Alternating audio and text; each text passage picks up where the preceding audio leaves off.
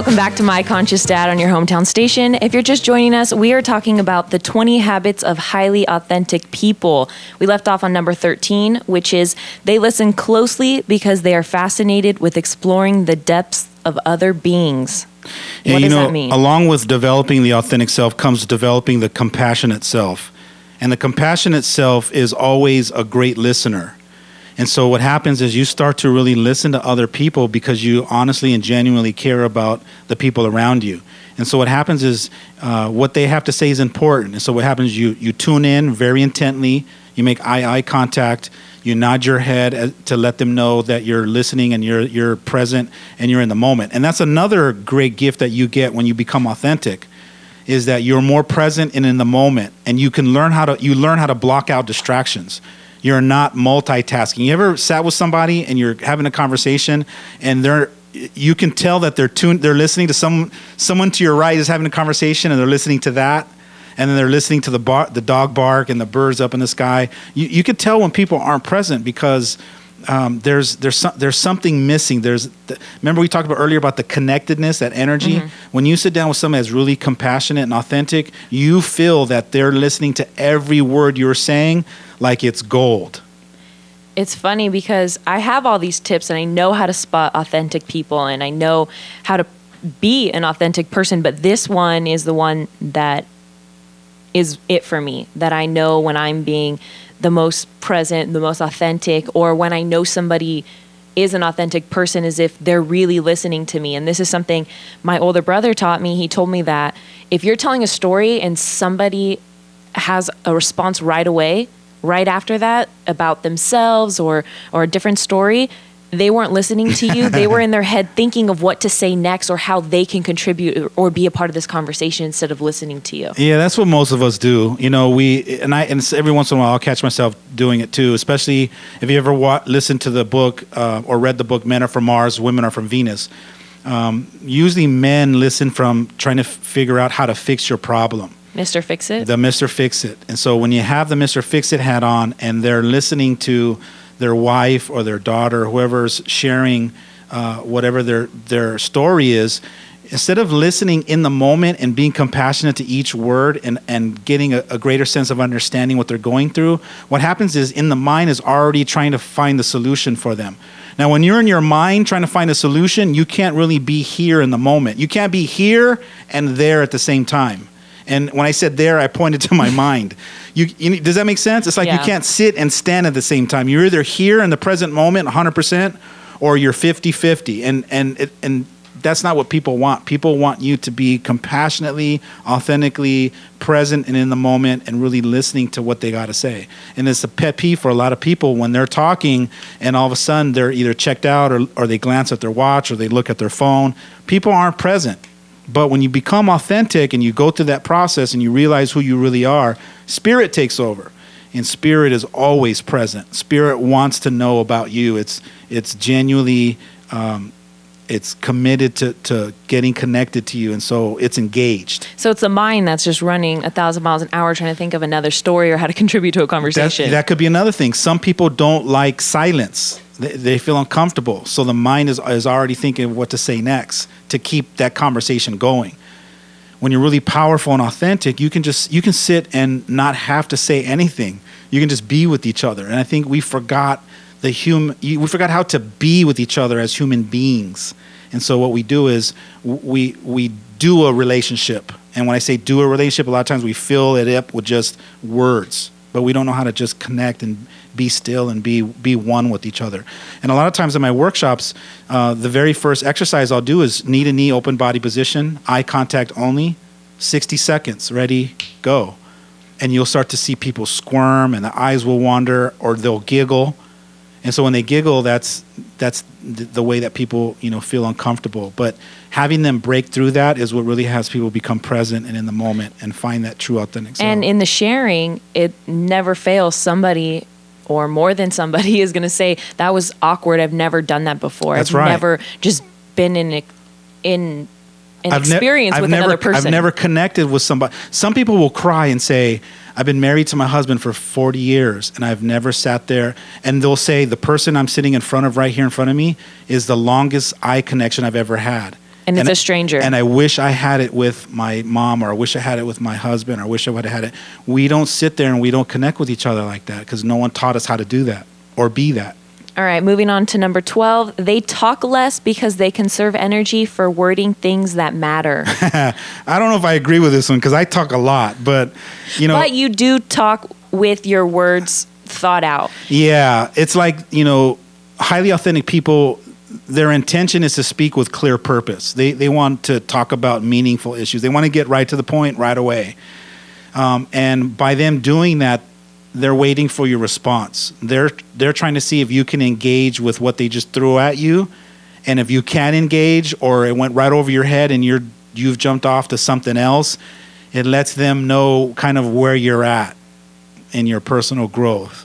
Does that make sense? Like if I just met you and I'm throwing stuff at you and I'm right to the point and I'm getting right to it and I'm talking about meaningful stuff, and then you respond with something out in left field, it lets me know where you are in your level of consciousness. Yeah, where to go from there. Yeah, but if you're right there on top of it with me, then I'm going, all right, this person's right in here with me. We're right in the same area, talking about the same things, the things that really matter.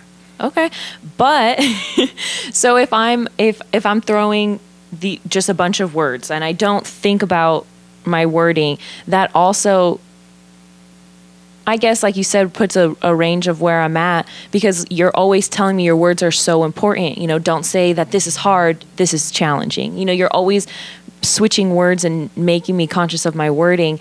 So if I'm not paying attention to my words, are you saying that I'm at a lesser level? No, what I'm saying is that when I sit down with people and we start having a conversation, like let's say it's our first meeting or our first session, as you're telling me what's going on with you, I'm hearing the words you're using. Highly evolved people or highly conscious people or highly authentic people, they don't use certain words. They don't use words like, yeah, they hurt me, or there's certain words that tells me where they're at in the scale of consciousness. Okay, it's kind of like if I'm saying a situation, so I say, for instance, people kind of, no, you would say, I kind of. That's right. Yeah. That's right. When you start off you take responsibility for yourself. Yeah, when you're starting a conversation and you're speaking from the I perspective, I automatically know you've done work on yourself, or you're a little higher evolved being than most people, because you're already speaking from the responsible version. You're not speaking from, well, yeah, this happened to me today, and I had my tire broke off, and I can't, and so I can hear the whining and the victimization in your words. I can feel it. I can feel it in your energy, and that tells me that you haven't mastered victim responsible yet. You haven't fully taken 100% responsibility for everything you do in your life, and it comes from the way that you speak, the way you articulate yourself. Sounds good. Number 11, they judge others because they look beyond. They don't judge others. I'm sorry. They don't judge others. The opposite. They don't judge others because they look beyond the external facade of words and appearances. Yeah, and one of the reasons why is because we're all one. Authentic people just get that we're all one. They're also compassionate for that everyone else is on their own journey. Like you're on your own journey, and who am I to judge you, or to they're grateful that you're on your journey, I'm on my journey, so they're not going to make judgments based on your appearance or what you have to say. They're coming from a place of gratitude, and they realize that they're compassionate for wherever you're at is where you're at.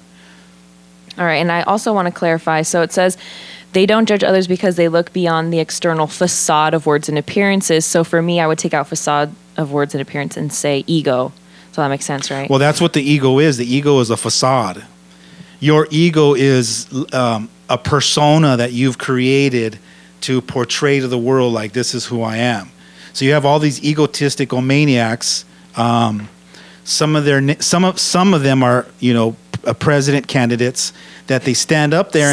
Some of them, and they act like they're somebody. They're trying to be somebody that they're not. Their true authentic self is waiting for them to proclaim it, to discover it, to actualize it, to realize it, to take ownership of their true authentic self. And so until you've discovered your true authentic self, you have to pretend to be somebody that you want to be in the world. And so it's a facade. It's you're pretending to be something that you're really not. And so true authentic people, they're okay just being who they are. they can dress up, with a suit and tie and a hat and wear shorts and sandals and be okay with that. But they also don't judge people who aren't like that. That's is right. What this is That's saying. right. Okay. That's right. So they're compassionate for, hey, they tell themselves you're in your journey and where you are is where you are, and it's not good, bad, right, or wrong. It's just where you're at. That's great. I love that. Okay, so what I did was I highlighted the ones that I liked. This one wasn't highlighted, so I'm Well, we're glad that the whole show's all about you and what you like. Well, I am the host. All right, number 10. They make the most out of There goes her ego again. I'm the host. They make the most out of the situations they find themselves in, be it the good situation or bad. Yeah, highly authentic people are living at choice. They realize that they have the power to choose. So what they do is they look at the situation and they choose a new way to interpret it. They choose a new perspective that empowers them rather than finding the one perspective that's going to give up their power or it's going to render them powerless or they're going to be a victim to it. Authentic people realize that they can choose to see it a different way. And that's what makes me different than you and me different from everyone else and everyone else different from each other is we have the ability to look at this. We could all be looking at the same situation and have, different perspectives of what really went on. And that's because you're making it up. You're making up your own reality. You're deciding what's real and what's not real. So if you have the ability and the power to decide what's real and not real, why not make up something that empowers you rather than choosing the one that's going to have you be powerless? Very true. Number 9, they value experiences over things. Authentic people live their life consciously experiencing their experiences. They're in the moment.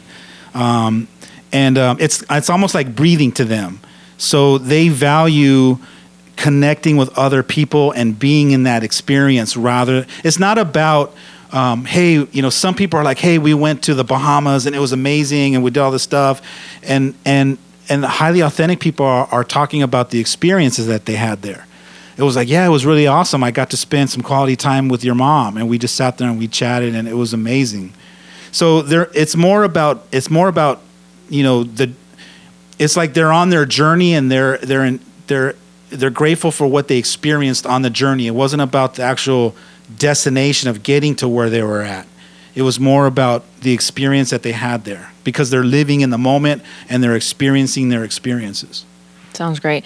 Number 8, they're perfectly happy in their own company and they're great friends with their own selves. What does that mean? Well, I don't know if that doesn't make sense to me. Well, when you talk about that, they're happy with their own company, it's almost like they've created a new relationship with themselves.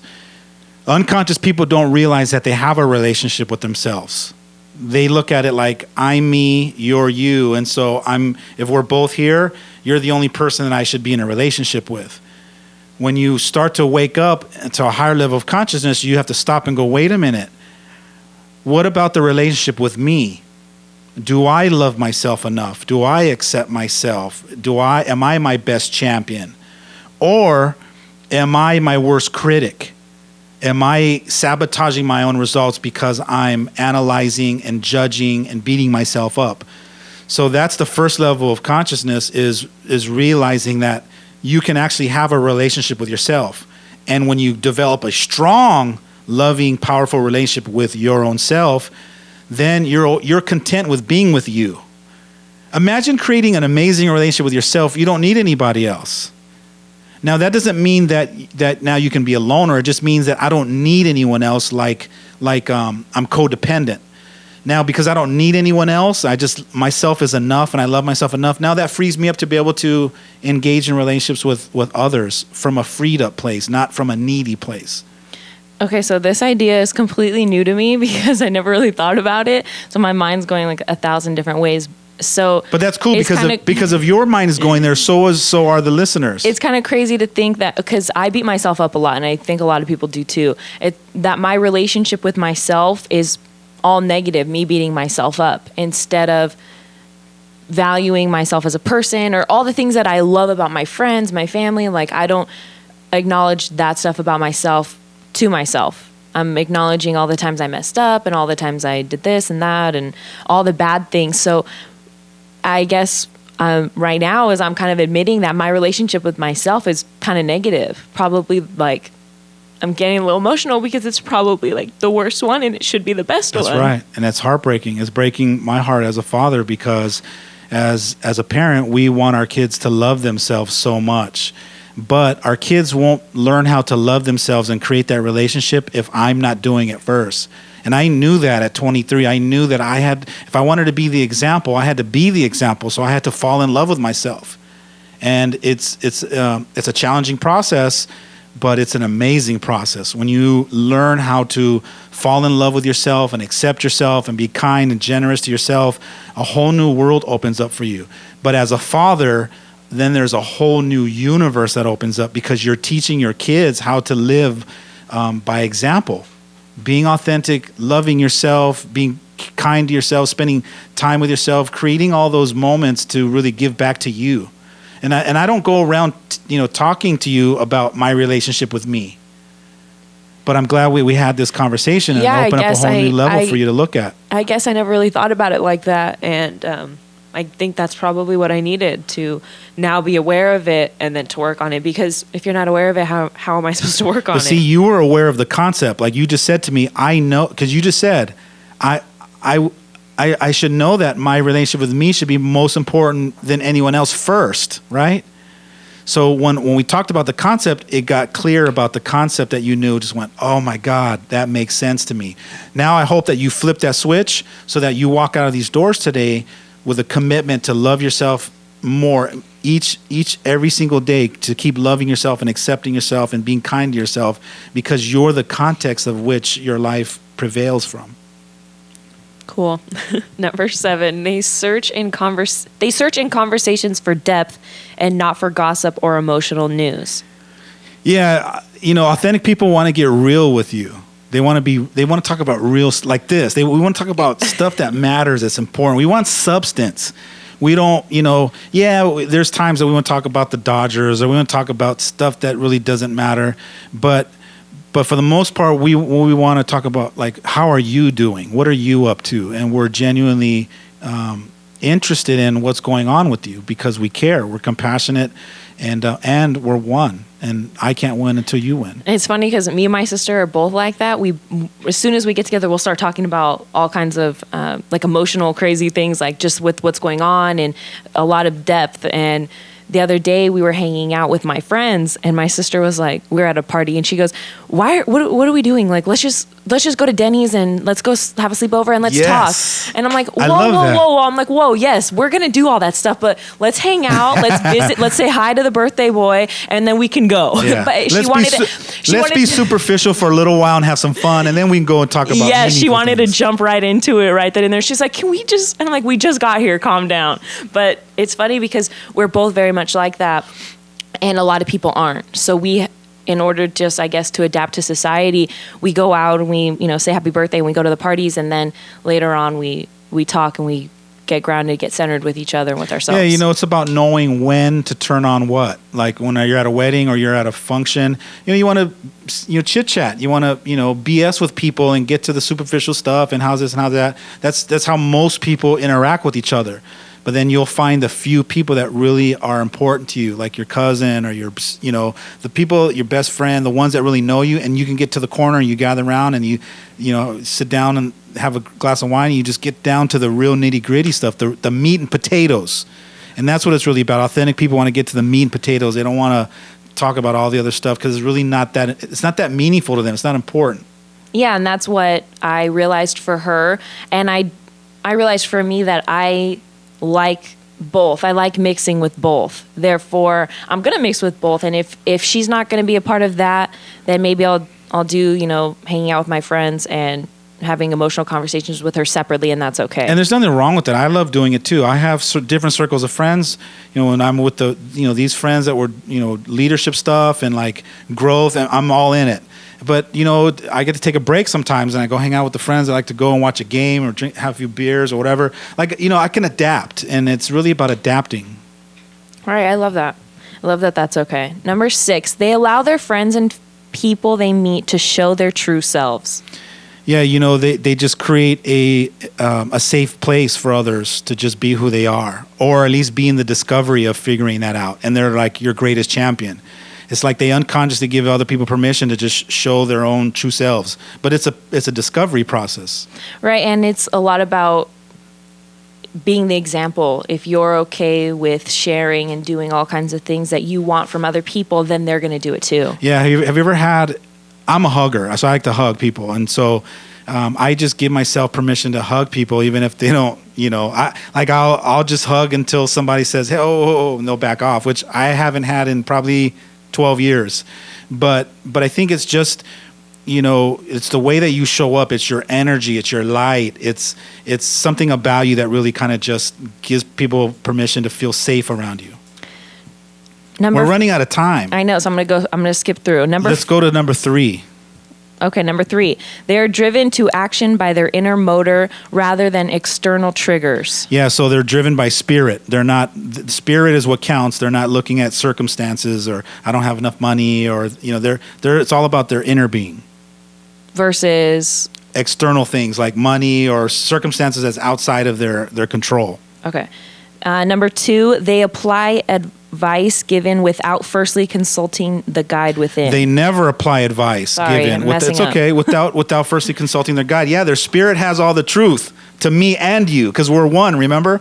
So they go with spirit and spirit's saying, hey, they need a hug, give them a hug. Or they need you to not say anything and be quiet and listen. Spirit's always guiding us. And if we listen to that, we're tuned into it, we're going to be given the best advice. Yeah, what I like about that is kind of when you go to give advice, you think about what you would do or what. And when I say you, I mean like your spirit. What's your spirit saying that you should do, therefore it's good enough for them and also healthy for them. That's why they give the best advice. All right, number 1, the last one, they aren't afraid to express their opinions even though those opinions might be different than the opinions of the majority. I love that one. They just highly authentic people, there's no fear to just be who they are and express their feelings and to be the expert of them. It's kind of like right now on the show, we give ourselves permission. We decided that we have something to say and that is valuable and it's important, and we give ourselves permission to share it. And those that see value in it, great. And those that don't, you're not ready for it. No big deal. But it's kind of like they're not afraid to share their opinions with other people, even though it might be different than the status quo. And sometimes highly authentic people, they get labeled as crazy. But there's nothing wrong with being crazy because sometimes crazy gets you to the next level. A little crazy. A little crazy. All right, stay tuned for more of My Conscious Dad right here on your hometown station, AM 1220 KHTS. And welcome back to My Conscious Dad on your hometown station. If you're just joining us, we're talking about the 20 habits of highly authentic people, and we're going to go over a quick recap. So one of the things we talked about is unity of all life. Another thing we talked about is what is authenticity. We talked about being excited to help others. We talked about realizing you are the eagle. We talked about seeing beauty in others that others don't. You can't want something for someone if they don't want it for themselves. If you spot it, you got it. We talked about not getting tagged. Being in the moment. We talked about the compassionate self. We talked about using I, not we. We talked about talking less. It's more meaningful. Making the most of any situation. Don't judge others. Beating yourself up versus loving yourself. And creating a safe place for others. And then speaking your mind, no fear. And so if you missed any part of the show, you can grab the podcast on your hometownstation.com or hometownstation.com. Go to podcast, look for My Conscious Dad. You might find it also under Life Leadership with Alex Urbina. We're making a few changes, but grab the podcast, download it, go to the gym, listen to it in your car, and just, educate yourself and wake yourself up. And this is part of, the invitation for everybody to take yourself to the next level. So next week, we're going to be talking a little bit about being proactive versus reactive and going over the distinctions. You want to go over it a little bit? Absolutely. If you're unconscious, most of the time you're being in reaction to life. So a situation comes up or somebody says something or something's happening outside of you. And when you see it, most of the time you're just reacting to it. And a lot of the times if you're reacting to it, you're reacting coming from your mind or your ego. But when you're conscious and you're present, you're in the moment and you're guided by spirit, you're being proactive. You're stopping for a moment, you're checking in with spirit. Spirit's either acknowledging stuff or giving you your truth, and giving you the advice of how to handle something. And so you're thinking about the solution rather than being in reaction to what you don't like or being in resistance to whatever it is that you don't want. And being proactive is actually the first habit of the 7 Habits of Highly Effective People. I love that. Isn't we can that probably awesome? Go over that a little bit too. Yeah, we'll bring that book in and talk a little bit. Maybe we'll grab a couple excerpts from that book and break down help us break down that distinction a little bit more. I really loved having this conversation with you. I'm so grateful and for you and you giving yourself permission to share and be authentic with me. I see your greatness, and I'm always going to keep calling you up to that next level and keep inviting you to step up and remember who you truly are, who you really are. And I hope that you continue to create that relationship with yourself, fall in love with yourself, and be kind and generous to yourself. Yeah, I think I know I'm extremely grateful just for this show and us having these moments, because I had a little bit of a breakdown a little while ago, and I'm still kind of sitting in that, and I'm still experiencing that, and I kind of selfishly want to just get out of the studio because I want to go be in that, and I want to go figure all of that out. So, but what's cool about having a breakdown is that breakdowns set you up for breakthroughs. What unconscious people do is they avoid breakdowns. And what conscious people do is they welcome breakdowns, because a breakdown is an opportunity for you to figure out how to reinvent yourself to create a breakthrough. So, I'm excited for you, because these are those golden moments. These are the moments that you wait for, that you yearn for, is to be able to find the next version of you, a higher self. Thank you. I'm very excited to do that. Absolutely. Thank you for joining us today on My Conscious Dad with me, Jazmine Urbina, and my dad, Alex Urbina. We're here every Friday from 1 to 2 p.m. right here on your hometown station, AM 1220 KHTS.